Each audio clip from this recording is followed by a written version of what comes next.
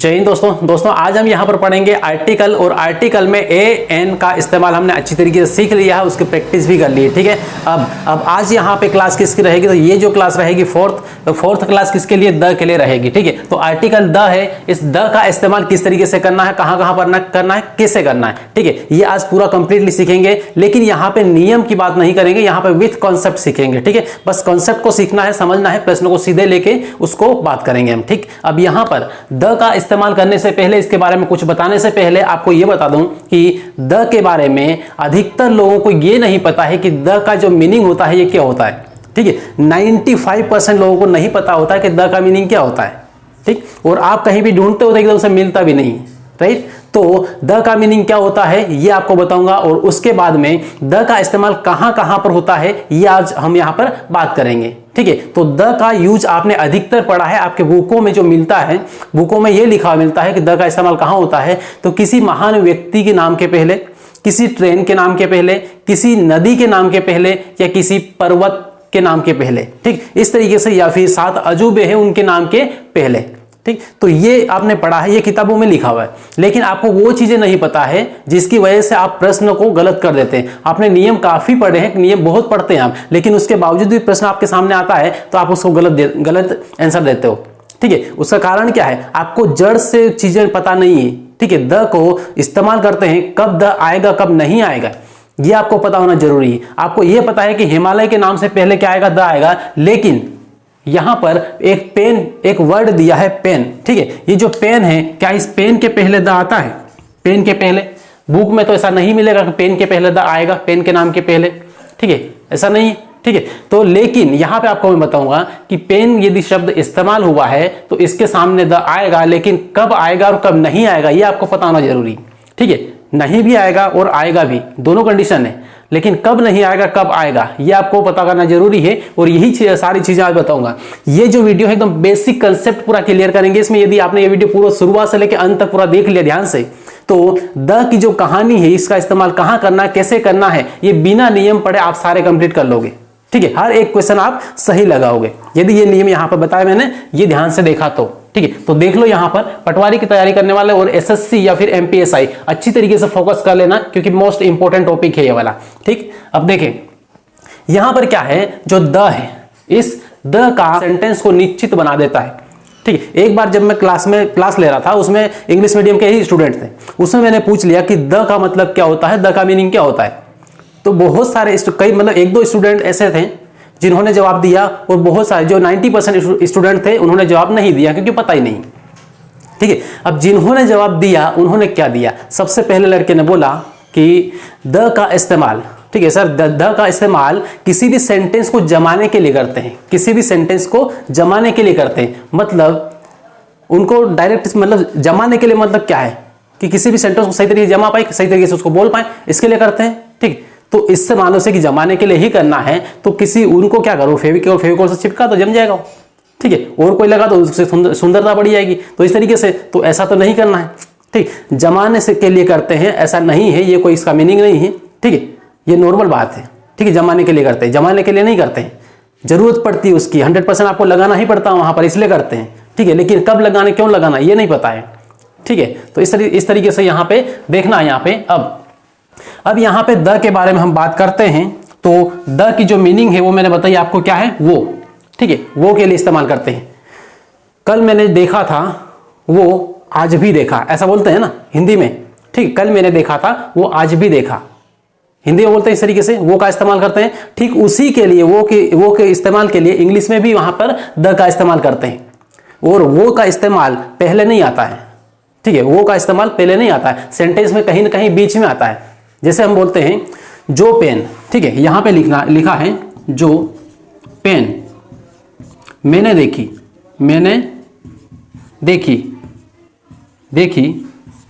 वो क्या है, वो बहुत महंगी थी। ठीक है, बहुत महंगी थी। ठीक, इस तरीके से मतलब जो चीज आपने पहले देखी है उसी के बारे में, उसी को बताने के लिए इसका इस्तेमाल करते हैं द का। मतलब निश्चित फिक्स है कि जो आपने देखी है वो आप उसी की बात कर रहे हैं। कभी कभार ऐसा भी होता है कि आप एक मोबाइल की दुकान पे गए, मोबाइल की दुकान पे आप मोबाइल देख के आए, ठीक है, और घर पे आके अपने दोस्तों से बात कर रहे हैं, उनको बता रहे हैं कि मैं मोबाइल देखने गया था, मोबाइल बहुत महंगा था, ठीक है। अब मोबाइल देखने गया था, एक मोबाइल देखा, एक मोबाइल बहुत महंगा था, आप ये कहते हो, तो उसमें क्या होगा, जो देखा वो महंगा था या फिर कोई दूसरा महंगा था, ठीक है, कंफ्यूजन वाली बात हो जाती है ना। तो इसलिए यहां पर क्या बोलना है कि जो देखा था वो महंगा था, यदि ये बोलेंगे तो एकदम क्लियर रहेगा, हाँ उसी मोबाइल की बात कर रहे हैं, ठीक। तो इसी टाइप से इंग्लिश में भी सेंटेंस है। इंग्लिश में क्या है कि जो मैंने पेन देखी वो बहुत महंगी थी। अब इसको इंग्लिश में क्या बोलेंगे, आई सॉ अ पेन, ठीक है, I saw a pen, the pen was very costly. Sentence को निश्चित बना देता है, ठीक है। एक बार जब मैं क्लास ले रहा था, उसमें इंग्लिश मीडियम के ही स्टूडेंट थे, उसमें मैंने पूछ लिया कि द का मतलब क्या होता है, द का मीनिंग क्या होता है।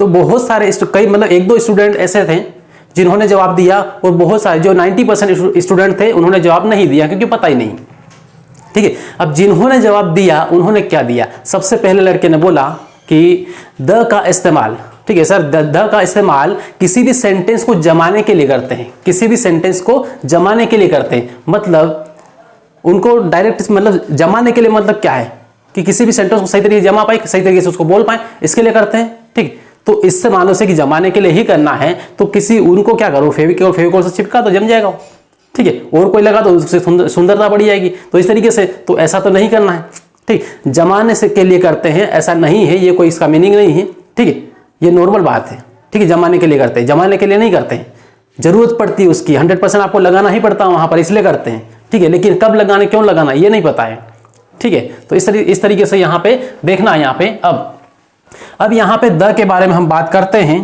तो द की जो मीनिंग है वो मैंने बताई आपको क्या है, वो, ठीक है, वो के लिए इस्तेमाल करते हैं। कल मैंने देखा था, वो आज भी देखा, ऐसा बोलते हैं ना हिंदी में, ठीक। कल मैंने देखा था, वो आज भी देखा, हिंदी में बोलते हैं इस तरीके से, वो का इस्तेमाल करते हैं। ठीक उसी के लिए वो के इस्तेमाल के लिए इंग्लिश में भी वहां पर द का इस्तेमाल करते हैं, और वो का इस्तेमाल पहले नहीं आता है, ठीक है, वो का इस्तेमाल पहले नहीं आता है, सेंटेंस में कहीं ना कहीं बीच में आता है। जैसे हम बोलते हैं जो पेन, ठीक है, यहां पे लिखा है जो पेन मैंने देखी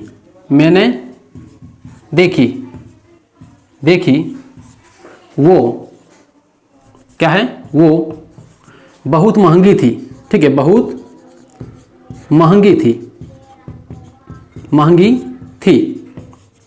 ठीक। इस तरीके से मतलब जो चीज आपने पहले देखी है उसी के बारे में, उसी को बताने के लिए इसका इस्तेमाल करते हैं द का।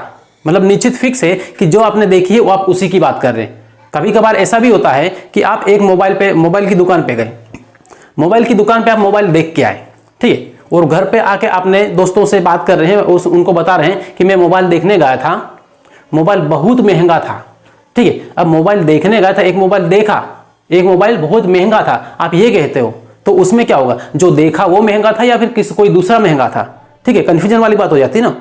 तो इसलिए यहां पर क्या बोलना है कि जो देखा था वो महंगा था, यदि ये बोलेंगे तो एकदम क्लियर रहेगा, हाँ उसी मोबाइल की बात कर रहे हैं, ठीक। तो इसी टाइप से इंग्लिश में भी सेंटेंस है। इंग्लिश में क्या है कि जो मैंने पेन देखी वो बहुत महंगी थी। अब इसको इंग्लिश में क्या बोलेंगे, आई सॉ अ पेन, ठीक है, I saw a pen, the pen was very costly, ठीक है। तो इस तरीके से यहां पे कॉस्टली, ठीक है, कॉस्टली, इस तरीके से यहां पे लिख लेंगे। अब यहां पर क्या होता है, यहां पर आई सॉ अ पेन, मैंने एक पेन देखी, ठीक है, the pen was costly, pen बहुत महंगी थी। मतलब ये यहां पर उसी पेन की बात कर रहे हैं जो पेन आपने देखी है, वही उसी पेन को यहां पे बता रहे हैं, ठीक है। वो कैसे मालूम पड़ेगा, ये यहां पर ये द है, इस द को यहां से मान लो हटा दिया जाए, इसको यहां से हटा दिया जाए, तो फिर ये दोनों बातें अलग अलग हो जाएगी, ठीक है। मैंने पेन देखी, पेन बहुत महंगी थी या महंगी थी, तो आपने जो देखी वो महंगी थी या दूसरी महंगी थी, इसमें ऐसा होता है, ठीक है। लेकिन द यहां पर लगाते हैं तो फिक्स हो जाता है, एक निश्चितता आ जाती है कि आपने जो पेन देखी है ना वही पेन महंगी थी, ठीक है, इसमें ये होता है, राइट। अब इसके बाद फिर आगे बढ़ते हैं, और ये जो द है इसके जो मीनिंग है वो कौन कौन से है, कितने कितने हो सकते हैं, और कौन से मीनिंग इसको हो सकते हैं, इसको थोड़ा सा ये देख लें, ठीक है, क्लियर करें, उसके बाद फिर आगे बढ़े धीरे धीरे करके। अब देखो, अब यहां पे द है, तो इस द का सबसे पहले हम इंग्लिश में जो मीनिंग है उसको देख लेंगे, उसके बाद में फिर इसका जो हिंदी मीनिंग है उसको देख लेंगे और इसका एक अरेबिक मीनिंग होता है वो भी देख लेंगे। ठीक है, वैसे वो काम का नहीं है लेकिन फिर भी देख लेंगे। देखो सबसे पहले यहाँ पर देखें इंग्लिश मीनिंग। ठीक है, इंग्लिश मीनिंग क्या होता है, तो यहाँ पे जब भी हम देट का इस्तेमाल करते हैं, किसका, देट का। देट क्या होता है, देट द का ही अगला मीनिंग है। ठीक है, अगला रूप है। ठीक है, देट के लिए जो की के रूप में इस्तेमाल करते हैं, जो के रूप में अलग अलग मीनिंग में इसका आता है। ठीक है, तो ये इंग्लिश में, इंग्लिश कई लोग ये बोलेंगे कि सर ये तो ये भी इंग्लिश है तो ये भी इंग्लिश है, इंग्लिश का इंग्लिश ही मीनिंग है। ठीक है, तो होता है। ठीक है, पर्यायवाची के रूप में इस्तेमाल करते हैं। ठीक, तो इस तरीके से ये है। अब इसके बाद में फिर यहां पर बात करते हैं हिंदी में। तो हिंदी में मैंने यहां पर लिखा है, हिंदी में क्या बोलेंगे इसको, वो। ठीक है, जो पेन देखा वो पेन महंगा था। ठीक, तो इस तरीके से यहां पे वो ये काय में है तो हिंदी में, हिंदी, राइट, इस तरीके से ये है। और उसके बाद एक होता है अरेबिक। ठीक है,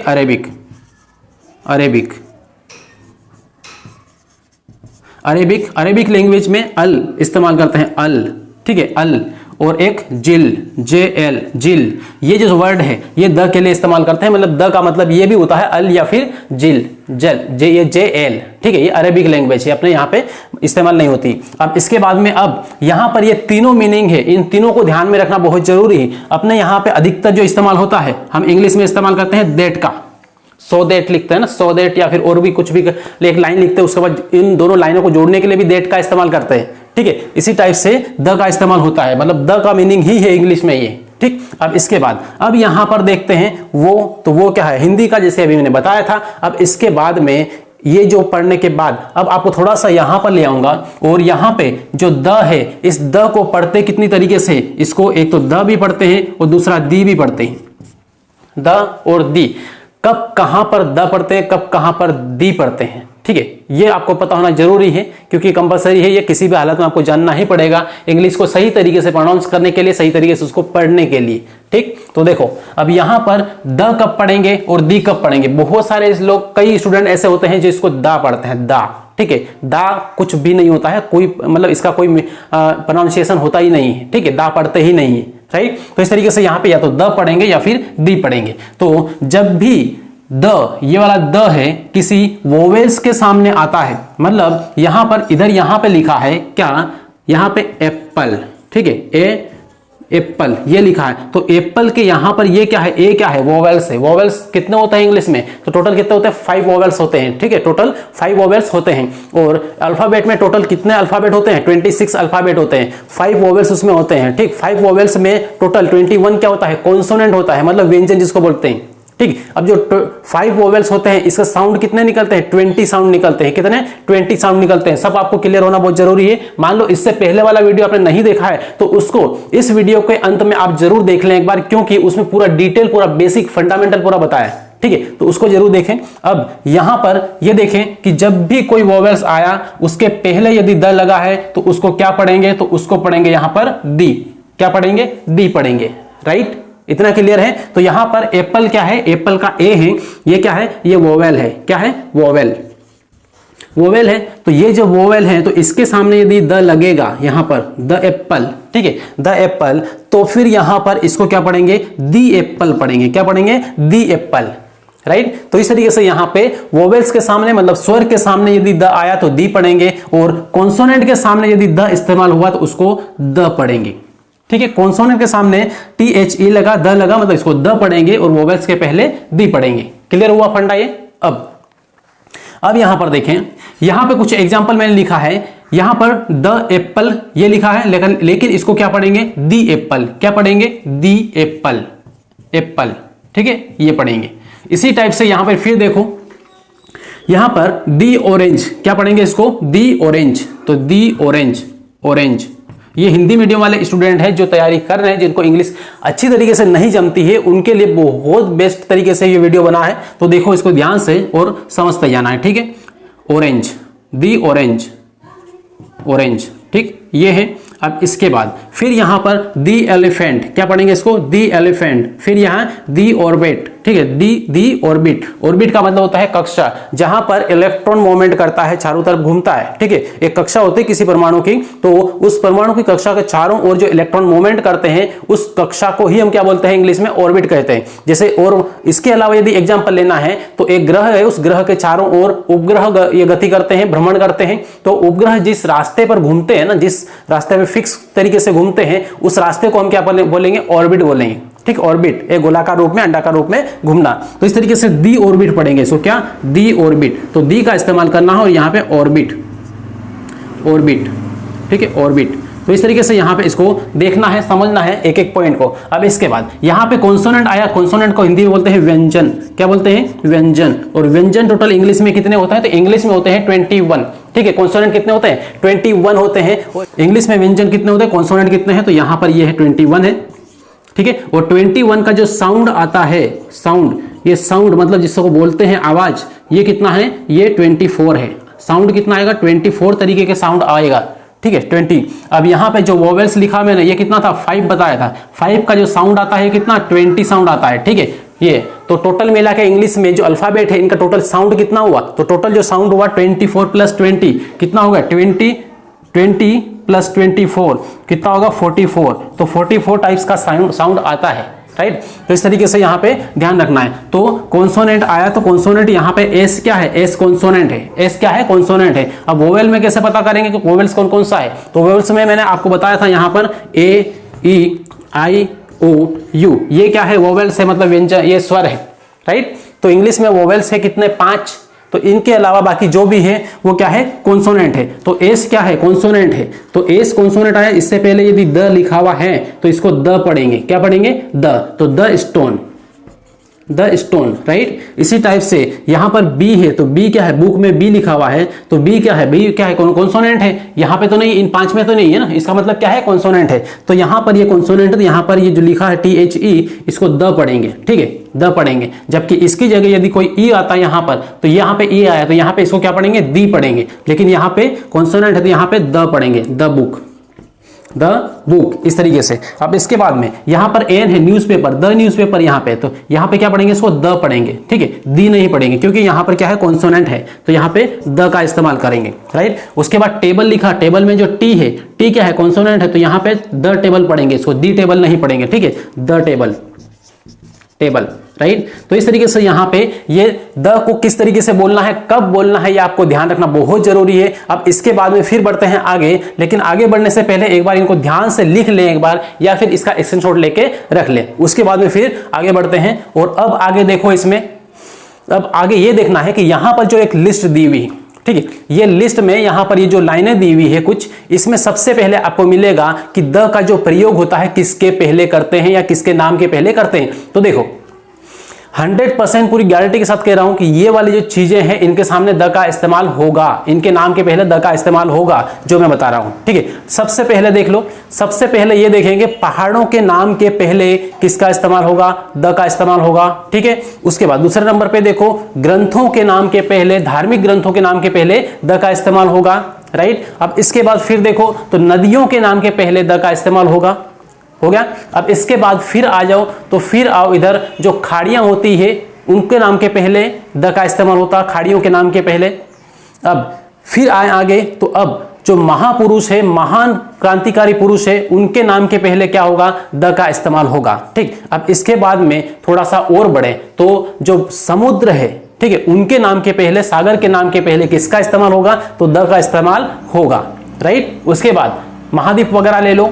ठीक, तो इस टाइप की जो फेमस स्थान है उनके नाम के पहले भी द का इस्तेमाल होगा।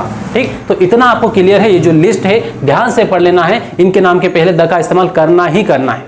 राइट, अब थोड़ा सा आगे बढ़े और अब देखें कि द का इस्तेमाल जो यहां पर नहीं बताया उनके सामने भी कैसे होगा। मान लो पेन है तो पेन के सामने भी कैसा होगा। ठीक है, इस तरीके से टी है, अब टी के सामने द का इस्तेमाल करते हैं क्या, द टी, लेकिन करते हैं। ठीक है, कब होता है ये आपको पता होना जरूरी। ठीक, तो यो वो सब हम यहां पर देखेंगे। तो सबसे पहले इसको लिख लें एक बार ध्यान से, उसके बाद में फिर बढ़े आगे। चलिए अब देखें यहाँ पर ध्यान से, और ये वाला जो लिखा सेंटेंस वगैरह, इससे बस इतना केवल देखने के बाद में आपको जो द की बीमारी है वो निकल जाएगी। ठीक है, मतलब द का इस्तेमाल कैसे करना है, वो कैसे नहीं करना है, वो पूरा यहाँ से क्लियर हो जाएगा। बहुत सारे लोग कंफ्यूज होते हैं कि द का इस्तेमाल कहाँ करना कहाँ नहीं करना है, गलतियां हो जाती है कई बार। ठीक है, लेकिन ये देखने के बाद में आपको गलतियां बिल्कुल नहीं करना है। ठीक, नहीं होगी गलतियां। ठीक, तो अब यहाँ पर ये जो मैंने लाइनें लिखी इतनी सारी, ये सब कुछ कंप्लीट करने से पहले आपको यहां पर 2 लाइनें 2 पॉइंट यहां पर लिखे हैं, इनको बता दे रहा हूं, क्योंकि इसको सही तरीके से समझ लिया तो ये सारा सब कुछ आप खुद ही कर लोगे। ठीक, अब कैसे, यहां पर देखो, यहां पर क्या लिखा है कि यहां पर आई सॉ अ कार यस्टरडे। ठीक है, I saw a car yesterday मतलब एक कार मैंने कल देखी। फिर आगे लिखा है car was very costly, car को क्या थी, बहुत महंगी थी। तो यहां पर जो हिंदी में है हम बोलेंगे तो सामने वाला समझ जाएगा नॉर्मली, लेकिन बाहर से यदि कोई अंग्रेज आया, उसको यदि हम ये सेंटेंस बोलेंगे तो वो सेंटेंस इस सेंटेंस को समझ नहीं पाएगा। वो ये समझेगा कि एक कार तो आपने देखी पहले, ठीक है, आई सॉ अ कार, मैंने एक कार देखी। फिर यहाँ पे कार वॉज वेरी कॉस्टली, एक कार बहुत महंगी थी, एक कार मैंने देखी, एक कार बहुत महंगी थी। इसका मतलब ये है कि वो जो अंग्रेज कोई मान लो है तो वो जो देखी उस कार को अलग मानेगा, वो जो महंगी थी उसको अलग मानेगा।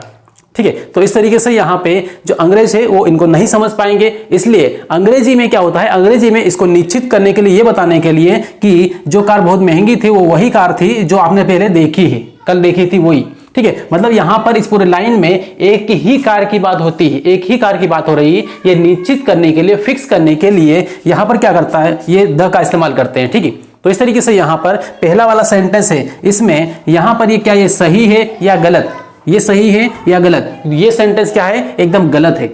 ठीक है, ये सेंटेंस एकदम गलत है, क्योंकि यहाँ पे 2 अलग अलग बातें होती है। एक कार देखी है आपने और एक जो है बहुत महंगी है, दोनों अलग अलग बातें हो जाती है। ठीक है, लेकिन इसको एक ही कार को 2 बार बताने के लिए क्या करना है, यहाँ पर सेंटेंस में द का इस्तेमाल करना है। किसके पहले, द, इस कार के पहले।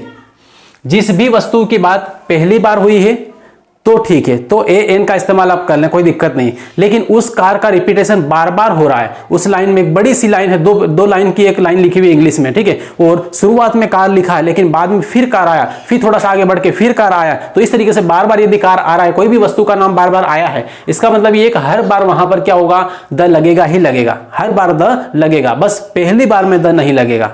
ठीक है, कि किसको छोड़कर जो बड़े बड़े फेमस वस्तुएं, फेमस स्थान है, इनको अलावा पहली बार में द नहीं लगेगा, बाकी द लगेगा सब हर बार। तो देखो यहां पर ये कार पहली बार यहां पर आई, यहां पर आर्टिकल ए लगा। ठीक है, सही है, लेकिन यहां पर ए न, यहां पर ए या एन नहीं लगेगा, ए या फिर एन नहीं लगेगा। ठीक है, यहां पर क्या लगेगा, जब यही चीज बाद में रिपीट हुई तो यहां पर क्या आएगा, द आएगा, लेकिन इसमें नहीं लिखा है इसलिए ये गलत है। और यहां पे देखो आई सॉ अ कार यस्टरडे, मैंने एक कार देखी। ठीक है, मैंने एक कार देखी, कल एक देखी। The car was very costly, वो कार बहुत महंगी थी। ठीक है, वो कार बहुत महंगी थी, ये बोला। ठीक है, अब इसमें क्या बोला था, मैंने एक कार देखी, कार बहुत महंगी थी, एक कार देखी और एक कार बहुत महंगी थी, ऐसा हुआ। लेकिन इसमें ये बोल दिया है कि मैंने कल एक कार देखी, वो कार बहुत महंगी थी, वो कार बहुत महंगी थी, मतलब जो देखी वो कार बहुत महंगी थी, इसका मतलब ये है। तो द का मतलब होता है, मैंने शुरुआत में बताया कि द का मतलब क्या होता है, वो, राइट, वो के रूप में हम इस्तेमाल करते हैं। तो इस तरीके से यहाँ पे 2 सेंटेंस क्लियर हुए। अब यहाँ पर आपको इतना तो समझ में आ गया कि फर्स्ट बार यदि कोई वस्तु का नाम आया तो द का इस्तेमाल नहीं करेंगे। ठीक है, जो फेमस वस्तु है उनके अलावा, ठीक है, नहीं करेंगे। लेकिन उसी वस्तु का नाम सेंटेंस में बार बार रिपीट हो रहा है, बार बार रिपीट हो रहा है, तो हर बार आपको द का इस्तेमाल करना ही करना है, इतना समझ लेना है। ठीक है, फर्स्ट बार केवल नहीं करना है। अब देखो, इसी को क्लियर करने के लिए मैंने यहाँ पर ये लाइनें लिखी, इसको ध्यान से यदि देखेंगे, समझेंगे तो हर चीज क्लियर हो जाएगी। देखो यहां पे क्या लिखा है, there was dash doctor, there was dash doctor, doctor had daughter, उसके बाद में डॉटर वॉज क्या है, अनएजुकेटेड, फादर कॉल्ड टीचर। ठीक है, teacher gave English sentence to the girl. ठीक है, to girl, girl translate English sentence. ठीक है, गर्ल ट्रांसलेट सेंटेंस, मतलब गर्ल ने, उस लड़की ने क्या करा, एक उसका जो इंग्लिश में सेंटेंस दिया था उसका ट्रांसलेट कर दिया। उसके बाद father made a girl and teacher weld, क्या है, वेडलॉक। तो अब इसका हिंदी में क्या मतलब होता है, ये आपको थोड़ा सा बता दे रहा हूं। इसका हिंदी में ये है कि ये बोला है कि देयर वॉज, क्या है, there was a doctor, there was doctor, मतलब एक राजा, एक कौन था, डॉक्टर था। ठीक है। तो डॉक्टर हेड गर्ल, ठीक है, डॉक्टर की एक लड़की थी। अब फिर यहां पर बोला है कि वो जो लड़की थी डॉक्टर की, वो कैसी थी, अनएजुकेटेड, मतलब अनपढ़ थी, ठीक है। उसको पढ़ाने के लिए एक टीचर को उसने डॉक्टर ने कॉल किया, और जब टीचर आया तो टीचर ने उस लड़की को एक सेंटेंस दिया इंग्लिश में, ठीक है। तो सेंटेंस को इंग्लिश से हिंदी में उसने ट्रांसलेट करके बता दिया, ठीक है। तो लड़की ने ट्रांसलेट कर लिया, मतलब राजा ये समझ गए तो हाँ लड़की अब पढ़ गई है, ठीक है, पढ़ लिख गई है, ठीक। तो इस तरीके से तो फिर राजा ने क्या किया, ये टीचर ने इस लड़की को, अनपढ़ लड़की को सिखा दिया, पढ़ा दिया। तो ये सोच के उस डॉक्टर ने उन दोनों की, टीचर की और लड़की की शादी करवा दी, ठीक है। तो ये यहां पर था, मतलब वहां पे जो टीचर थे उनके वहां पर भाग्य खुल गए, ठीक, ये कह सकते हैं। अब तो ये कहानी है। तो अब यहां पर देखें, जब यहां पर कोई भी वर्ड, फिर से यहां पे बता रहा हूं, कोई भी वर्ड जब पहली बार इस्तेमाल हुआ है तो किसी भी आर्टिकल का इस्तेमाल कर सकते हैं जहां पर वो लगता है। ए का हो तो ए, द का हो तो द, या फिर जो एन का हो तो एन का इस्तेमाल करना है। लेकिन जब वही शब्द सेंटेंस में बार बार फिर से आ रहा है, रिपीट घूम घूम के फिर से आ रहा है, तो आपको द का ही इस्तेमाल करना है। बाद में द का ही इस्तेमाल, भले 1000 बार आ जाए, 1000 बार द का इस्तेमाल करना है, ठीक है। मिलियंस बार आ जाए, मिलियंस बार द का इस्तेमाल करना है, फिर ए एन नहीं आएगा, राइट, इस तरीके से। अब देखो यहां पे ये है कि देयर वाज, यहां पर क्या आएगा, तो आप बोलोगे यहां पर ये क्या है, तो कॉन्सोनेंट है, यहां पर आ जाएगा। देयर वाज अ डॉक्टर, मतलब एक डॉक्टर था, ठीक है, यहां मतलब वहां एक डॉक्टर था। अब इसके बाद डॉक्टर हैड अ डॉटर, तो यहां पर ये देखो, तो यहां पे क्या था, यहां पे डॉक्टर, ये डॉक्टर पहली बार आया, ठीक है, यहां पर ये डॉक्टर पहली बार आया, इसलिए यहां पर ए का इस्तेमाल हुआ। लेकिन यहां पर डैश डैश है, यहां पर क्या है, डैश डैश है, तो यहां पर किसका इस्तेमाल होगा, दोबारा आए तो द का इस्तेमाल करना है। यहां पे किसका होगा, द का इस्तेमाल होगा, ठीक है, क्योंकि डॉक्टर पहले भी आया तो पहले हुआ ए का, उसके बाद बार बार, अब जितनी बार भी डॉक्टर आएगा उसके आगे हमेशा द का ही इस्तेमाल करना है। तो the doctor had dash daughter, ठीक। अब the doctor had dash dash daughter. अब यहां पर देखो ये क्या है, डॉटर है, डॉटर शब्द पहली बार आया है, ठीक है, इस लाइन में पहली बार आया है। तो यहां पर डी है, तो डी क्या है, कॉन्सोनेंट है, यहां पे ए का इस्तेमाल कर देंगे, ठीक है, ए का इस्तेमाल कर लेंगे, राइट। इस तरीके से आगे बढ़े। उसके बाद डॉटर, फिर यहां पे बोला है डॉटर वॉज अनएजुकेटेड। अब यहां पर देखो डॉटर फिर से आया, अब डॉटर पहले आया था, हमने ए का इस्तेमाल कर लिया, लेकिन फिर से ये डॉटर आया यहां पर, इसका मतलब दोबारा आया, तो दोबारा यहां पर क्या करना है, द का इस्तेमाल करना है। दोबारा किसका, द का इस्तेमाल करना है, ठीक। सिर्फ एक बार नहीं होगा, बाकी बार बार द का इस्तेमाल होगा, बस इतना समझना है, ठीक। अब इसके बाद the daughter was uneducated, father called, क्या है, फादर कॉल्ड डैश टीचर। अब फादर ने क्या किया, टीचर को कॉल किया और बुलाया, ठीक है। तो यहां पर ये देखो, ये डैश डैश के पहले इधर की साइड, इसके बाद में टीचर लिखा हुआ है, और टीचर क्या है, टीचर यहां पे पहले आया है क्या, पहले नहीं आया, ठीक है, पहले नहीं आया, मतलब ये फर्स्ट बार आया, तो फर्स्ट बार आया तो इसके पहले डैश डैश लगा है ये वाला, तो यहां पर किसका इस्तेमाल होगा, तो आप यहां पे बताओगे, यहां पे टी है, कॉन्सोनेंट है, इसका मतलब यहां पे किसका इस्तेमाल होगा, तो यहां पे ए का कर लेंगे, किसका, ए का कर लेंगे, ठीक है। यदि यहां पर टी की जगह वोवेल्स होता तो वहां एन का होता, राइट। अब इसके बाद में फिर यहां पे देखें टीचर, उसके बाद dash dash teacher gave English sentence. अब टीचर जब आए तो उन्होंने क्या बोला, उस लड़की को इंग्लिश का एक सेंटेंस दिया, ठीक, सेंटेंस दिया। तो टीचर तो पहले आ गया यहां पर, फिर से टीचर यहां पर आया। अब आप बताओ यहां पर क्या आएगा, तो यहां पर क्या आएगा, द का इस्तेमाल हो जाएगा, ठीक है। दूसरी बार टीचर आया, मतलब द का इस्तेमाल होगा। The teacher gave English sentence, teacher ने क्या किया, एक इंग्लिश का सेंटेंस लड़की को दिया, ठीक है, टू द गर्ल, यहां पे टू। अब यहां पे क्या है, सेंटेंस टू द गर्ल, तो यहां पर जो गर्ल है, ठीक है, ये गर्ल, ये वाला शब्द है, ये पहले कभी इधर आया है क्या, नहीं आया, ठीक है, ये पहली बार आया, पहली बार आया तो यहां पर अ का इस्तेमाल करना है, पहली बार आए तो यहां पर अ का इस्तेमाल करना है। डॉटर तो आया है, लेकिन लड़की जो लिखा हुआ है, गर्ल लिखा हुआ है, ये शब्द पहले नहीं आया, राइट, तो अ का इस्तेमाल करेंगे। फिर यहां पे देखो आगे, dash dash dash girl translated, ठीक, गर्ल ट्रांसलेटेड, उसके बाद फिर यहाँ पे अगला आया, तो अब यहाँ पे क्या करा, डैश डैश गर्ल आ गया। अब गर्ल आया, इसका मतलब गर्ल तो यहाँ पर भी आया था, अब यहाँ पे तो ए का इस्तेमाल हो गया, लेकिन यहाँ पर किसका होगा, तो यहाँ पे आप बोलोगे दोबारा आया है तो फिर किसका करेंगे, ए का करेंगे, ये द का करेंगे, ठीक। पहली बार ए का, दूसरी बार में जब कितनी बार आए तो द का इस्तेमाल करना है। तो द गर्ल ट्रांसलेटेड, ठीक, सेंटेंस आया फिर यहाँ पे, तो सेंटेंस के पहले किसका इस्तेमाल होगा, तो आपको पता है कि यहाँ पे सेंटेंस पहले आ चुका है एक बार, ठीक है, एक बार आया है, ठीक, तो अब एक बार यहां पर आया, दूसरी बार ये यहां पर आया, तो फिर यहां पर किसका इस्तेमाल कर देंगे, तो द का इस्तेमाल कर देंगे। बिना किसी हेडेक के, बिना किसी कंफ्यूजन के आपको सेंटेंस को देखना है और द लगा देना है। ठीक है, बस ये है कि यहां पर ये कितनी बार आया है, पहली बार आया तो नहीं लगाना है, लेकिन दूसरी बार, तीसरी बार, चौथी बार आया तो हर बार लगा देना है। राइट, अब इसके बाद आगे बढ़े, फिर यहां पे लिखना है फादर। फादर, तो देखो ये फादर यहां पर आया है और यहां पर भी आया है। ठीक है, फादर यहां पर है, यहां पर भी है, तो फिर अब यहां पर देखें, यहां पर ये डैश डैश यहां पे मैंने नहीं लिखा है, लेकिन यहां पर आएगा डैश डैश, तो यहां पर क्या है, डैश डैश डैश। तो अब ये बताओ यहां पर क्या आएगा, तो यहां पर फादर से पहले आएगा द, आएगा द फादर। ठीक है, द, क्यों, क्योंकि यहां पे फादर पहले भी आया है, अब दूसरी बार फिर रिपीट हुआ है, तो रिपीट जब भी हो तो पहले द लगाना है।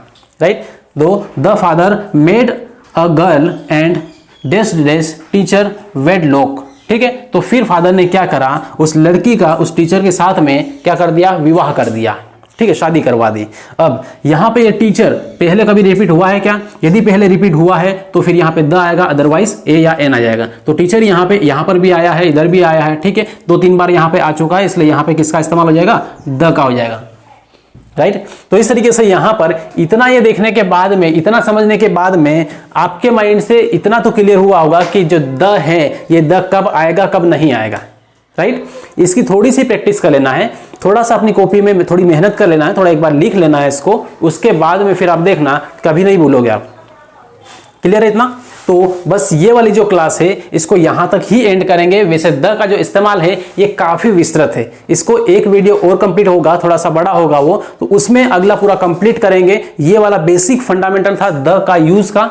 ठीक है, तो उम्मीद करता हूं कि ये जितनी चीजें हमने देखी है, इसमें बात करी है, ये समझा है, आपको हर एक पॉइंट समझ में आया होगा। यदि थोड़ा सा भी कंफ्यूजन है आप कमेंट कर दें, और उसके बाद में मान लो और भी कुछ दिक्कत है तो इस वीडियो को थोड़ा सा रिवाइज करके फिर से देख लें एक बार, थोड़ा सा टाइम लगेगा, लेकिन इधर से पूरा डाटा क्लियर हो जाएगा।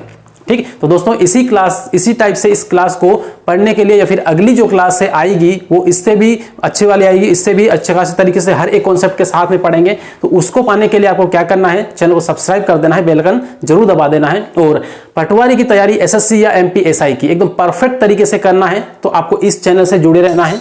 ठीक है, एकदम बेसिक कंसेप्ट नॉर्मल तरीके से हम बताते हैं सामान्य लैंग्वेज में, ताकि हर एक स्टूडेंट को समझ पाए। अधिकतर वे स्टूडेंट जो विलेज से बिलोंग करते हैं, या फिर ग्रामीण एरिया से आते हैं, या फिर जिनकी मैथ ये जो इंग्लिश है थोड़ी सी कमजोर है, हो सकता है शहर में रहते हो या फिर गांव में रहते हैं, लेकिन इंग्लिश जिनकी कमजोर है उनके लिए इस चैनल पर इंग्लिश जो हम पढ़ा रहे हैं, क्लास ले रहे हैं, सबसे बेस्ट रहेगी, समझने का सबसे बेस्ट तरीका होगा। ठीक है, तो दोस्तों मिलते हैं फिर अगली क्लास में, तब तक के लिए बेस्ट ऑफ लक।